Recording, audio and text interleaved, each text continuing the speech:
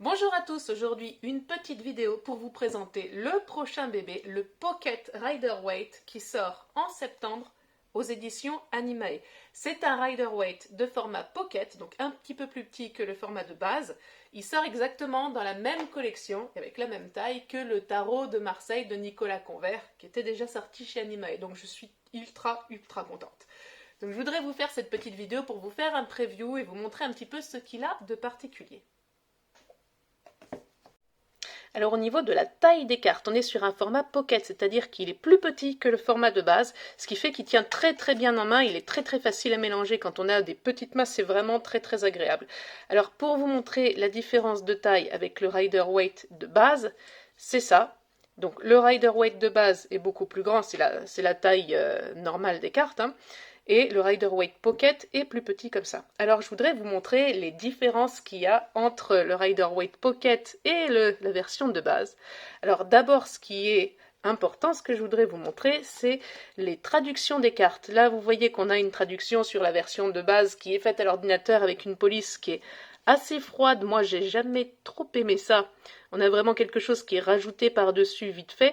Ce que j'aime beaucoup dans cette nouvelle version, c'est que si vous regardez bien, c'est écrit à la main et c'est écrit avec la graphie, les lettres de la main de Pamela Colman Smith. Donc comment j'ai fait? J'ai pris les dessins noir et blanc de base de Pamela Colman Smith, j'ai repris les lettres qu'elle avait écrites sur les titres en anglais, High Priestess, Hierophant, etc.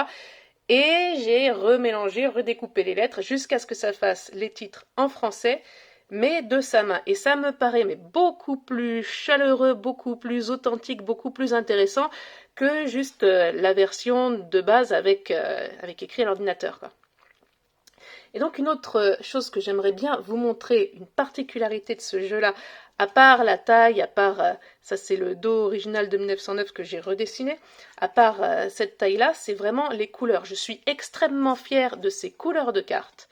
Pourquoi? Parce que toutes les couleurs ont été refaites à partir d'éléments naturels. Il faut savoir que le Rider-Waite original, les planches de Pamela Colman Smith sont en noir et blanc, hein, donc vraiment ce qu'elle a fait, c'est le dessin, ça c'est le dessin original qui n'a pas été modifié, il n'a pas été retouché ni quoi que ce soit, il est vraiment tel quel.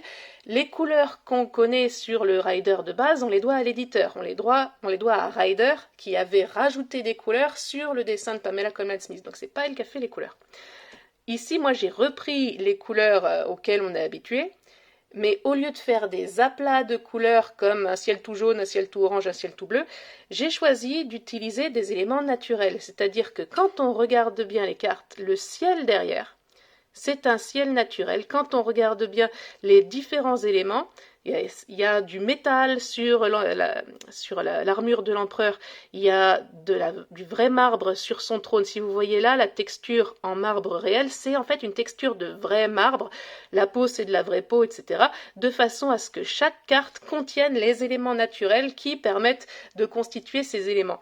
Et il y a une petite histoire sur chacune, je ne vais pas vous la faire à chaque fois, mais si vous regardez le ciel qui est derrière l'empereur, c'est un ciel un petit peu orange avec un dégradé, c'est le ciel de la planète Mars que j'ai trouvé sur une photo de la planète Mars. Enfin, sur une photo prise sur la planète Mars. Et comme vous savez que Mars est toujours associé traditionnellement à l'empereur, ça me paraissait pas mal. Alors que le ciel qui est derrière la papesse est très différent, si j'arrive à faire la mise au point. Vous voyez qu'il y a des couleurs un petit peu chatoyantes, un petit peu subtiles là derrière. Voilà. Et c'est parce que ce ciel-là, c'est du lapis lazuli. C'est une texture de lapis lazuli. C'est une photo de pierre que j'avais trouvée et que j'ai utilisée justement pour donner de la profondeur à ce ciel-là. Donc ça me permet d'avoir des cartes qui sont vraiment beaucoup plus vivantes, beaucoup plus vibrantes, beaucoup plus profondes. Par exemple, celle-ci, le 8 de bâton, on a un ciel dont les nuages vont dans le même sens que les bâtons qui descendent très vite parce que c'est la signification de la carte. On voit que le ciel va porter les bateaux encore plus vite, donc on a vraiment l'impression qu'il y a un dynamisme supplémentaire dans cette carte-là. Et si vous regardez bien, vous voyez que le marron des bâtons n'est pas juste un marron plat colorié. Pourquoi? Parce que les bâtons sont en vrai bois, c'est une texture de vrai bois, donc ça donne des bâtons beaucoup plus sympas, beaucoup plus réalistes.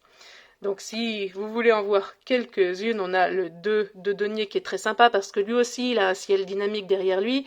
Les couleurs des vêtements sont en vrai velours, les deniers sont en vrai or, on voit vraiment le côté doré dynamique. Le 8 de coupe, là tiens par exemple, lui aussi il a un ciel en lapis lazuli, là on le voit beaucoup mieux que sur la papesse, on voit vraiment le côté mordoré, le côté vivant, parce que c'est vivant une pierre comme ça, on voit vraiment le côté profond, on a envie de rentrer à l'intérieur, on a envie de faire ce voyage intérieur sous un ciel vivant de lapis lazuli. On a vraiment le côté dynamique et vivant, là j'ai un battleur pareil avec un ciel qui est très très fort. C'est quoi le 2 de bâton, la reine d'épée avec ses nuages qui sont en train de partir pour montrer justement qu'elle a un point de vue surplombant. Le 3 de denier, j'ai rajouté le doré sur les deniers qui sont sur la voûte parce que dans mon expérience, c'est une carte qui, quand ils sont gris, est très très difficile à lire parce que les gens ont vraiment du mal à trouver les deniers dans cette carte. Donc là, j'ai rajouté la dorure aussi sur cela. On va dire que quand il a sculpté la voûte, il a rajouté de la feuille à dorer. Ça permet de retrouver le lien entre les deniers normaux et cette carte-là qui était un petit peu différente des autres, donc un peu plus difficile à appréhender. Qu'est-ce qu'on a d'autre ? On a un roi avec, vous voyez, un ciel qui est très différent des deux autres, qui est plus mordoré, qui est un petit peu plus profond. Donc on sent le côté de la richesse. Qu'est-ce que c'est le 4 d'épée avec la texture de la roche vraiment derrière. Vous voyez, ça encore, c'est du marbre. Donc ça redonne encore plus fort le côté pétrifié de la statue. Qu'est-ce qu'on a d'autre ? J'aime beaucoup ce 5 de coupe avec un ciel qui est oppressant, qui est lourd, ce qui me paraît aller d'autant plus en accord avec la notion de regret, la notion de tristesse qu'il y a dans cette carte-là. On a vraiment l'impression de rentrer à l'intérieur, on a vraiment l'impression de le ressentir. Et donc si vous faites des lectures intuitives, si vous faites des lectures où vous entrez dans la carte, ça va être beaucoup, beaucoup plus fort. Pareil, le 3 d'épée, je le trouve mais tellement plus beau que l'original, même si c'est une carte qu'on n'aime pas trop. Il y a aussi du velours sur ce cœur et les nuages derrière sont des nuages d'orage. Donc on sent vraiment, on a l'impression d'entendre l'orage derrière. Enfin, c'est super agréable. Voilà. Donc je vous en montre quelques autres de plus. Voilà, là encore, on a un ciel lourd et oppressant sur le 8 d'épée qui rajoute de la force à la carte. J'aime beaucoup aussi le 10 de bâton. Je sais pas parce que je travaille trop ou quoi, mais j'aime beaucoup, beaucoup cette carte-là. Parce que le côté profond de la couleur des bâtons, le côté dynamique du ciel qui donne de la profondeur par rapport au personnage, on voit que c'est vraiment derrière le personnage, pour moi, ça devient une carte qui a vraiment, vraiment du mouvement. Je vais essayer de vous la retrouver dans le Rider-Waite de base, parce que ça me paraît vraiment intéressant, voilà. On a sur le Rider-Waite de base un ciel qui est... On a beaucoup critiqué d'ailleurs cette édition, la GM Urania, parce que les couleurs sont un petit peu fades, donc ça parlait un petit peu moins aux gens. Là, on voit les aplats de couleurs, et puis le dessin est identique, hein, donc c'est très très beau. Et là, j'ai l'impression que sur le côté pocket, comme les couleurs sont plus profonde, plus vivante, on a vraiment l'impression de voir le mec partir avec son fardeau, quoi. Donc voilà la différence entre les deux dessins. Je tiens le pocket un petit peu plus près de la caméra, puisque comme il est plus petit, ça permet de voir la différence entre les deux dessins. Je le trouve vraiment, vraiment beaucoup plus fort, quoi. Voilà, donc je vais pas vous montrer toutes les cartes, c'est un peu... Ah si, je vais vous montrer celle-là quand même. Celle-là, j'en suis très contente aussi, parce que si vous regardez le fond, si vous regardez le bleu qu'il y a derrière l'ermite, ce bleu-là, c'est une texture de métal aussi. Et donc là encore, on a une carte qui est profonde, avec un ermite qui est en train d'éclairer de sa lanterne quelque chose de métallisé. Là aussi, on a le 2 d'épée qui a aussi un ciel en lapis lazuli, un peu d'une couleur différente, mais avec la même sorte de texture. Ah, et puis celui-là, le mat, j'en suis très contente aussi, c'est la première carte que j'ai faite. Et donc je voudrais vous montrer, il a l'air de rien comme ça, il est un peu comme le mat normal duquel on a l'habitude, mais juste je voudrais vous montrer le petit niveau de détail qui est intéressant à voir, c'est que vous voyez là où c'est vert sur sa tunique, c'est de la malachite, ou malachite, je sais pas comment on dit, c'est de la malachite, cette pierre verte qui ressemble vraiment à une mousse, cette belle pierre semi-précieuse dont j'ai trouvé une photo prise de très gros plans, donc j'ai pris ce verre là, et alors les petits points là comme ça, Normalement sur le Rider-Waite de base c'est c'est vraiment une petite étoile, vous voyez juste ce petit truc là. Et bien moi ce que j'ai fait c'est que j'ai pris la photo d'un rubis étoilé qui fait de la lumière en étoile comme ça, et j'ai changé les couleurs pour que le reflet soit rouge au lieu d'être blanc. Et donc s'il a des petites étoiles rouges comme ça, ce sont des rubis. Et donc c'est tous ces petits détails qui m'ont vraiment, comment dire, occupé pendant longtemps et qui m'ont vraiment plu parce que j'ai vraiment adoré travailler sur ce jeu. Je trouve que le résultat est très joli. On a des cartes qui sont vraiment très fortes.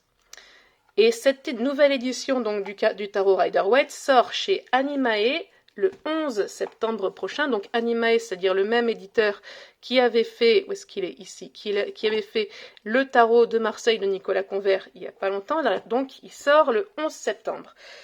Il est en précommande à la FNAC, je vous mettrai un lien sous l'épisode si ça vous intéresse. Et si vous voyez cette vidéo après le 11 septembre, bah, ce sera sans doute le même lien, je ne sais pas trop comment ça marche.